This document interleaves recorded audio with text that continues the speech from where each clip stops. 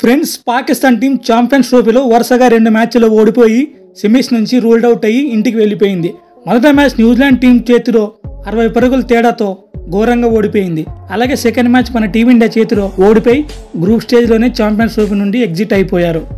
సొంత గడ్డపై దీంతో పరుగు పోగొట్టుకున్నారు పాకిస్తాన్ టీం. అలాగే విమర్శల పాలయ్యారు. ఇక మిగిలి ఉన్న పాకిస్తాన్ బంగ్లాదేశ్ మ్యాచ్లో ఆడుతున్నారు. ఈ మ్యాచ్లో గెలిచినా ఓడిపోయినా తట్టాబుట్టా సర్దుకుని ఇంటికి వెళ్ళిపోవాల్సిందే. ఇక మన టీంన విషయానికి వస్తే పాకిస్తాన్ టీంపై 6 వికెట్ల తేడాతో గెలిచి సెమీస్కి వెళ్ళిపోయింది. ఈ మ్యాచ్ ముగిసిన తర్వాత పోస్ట్ మ్యాచ్ ప్రెజెంటేషన్లో పాకిస్తాన్ కెప్టెన్ మహమ్మద్ రిజ్వాన్ ఇలా మాట్లాడాడు. సొంత గడ్డపై ఓడిపోవడం నిజంగా మాకు చాలా బాధగా ఉంది. 2 మ్యాచ్లకు ఫలితంగా మేము గ్రూప్ స్టేజ్లోనే ఎగ్జిట్ అయిపోయాం. ముఖ్యంగా మా టీం పర్ఫార్మెన్స్ పెద్దగా బాగాలేదు. ఫీల్డింగ్, బ్యాటింగ్ విభాగాల్లో మా వాళ్ళు నిరాశపరిచారు.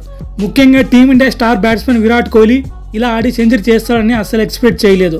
కోహ్లీ అలాగే గిల్, శ్రేయస్ అయ్యర్ వీళ్ళు ముగ్గురు వాళ్ళ బ్యాట్తో మంచి పర్ఫార్మెన్స్ ఇచ్చి ఈ మ్యాచ్లో మమ్మల్ని ఓడిపోయేలా చేశారు.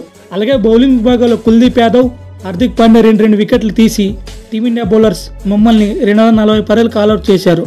ఇది ఫ్రెండ్స్ ఇవాల్టి వీడియో నచ్చితే దయచేసి లైక్ చేయండి. అలాగే మన ఛానల్ సబ్స్క్రైబ్ చేయడం మాత్రం మర్చిపోకండి. Thank you for watching.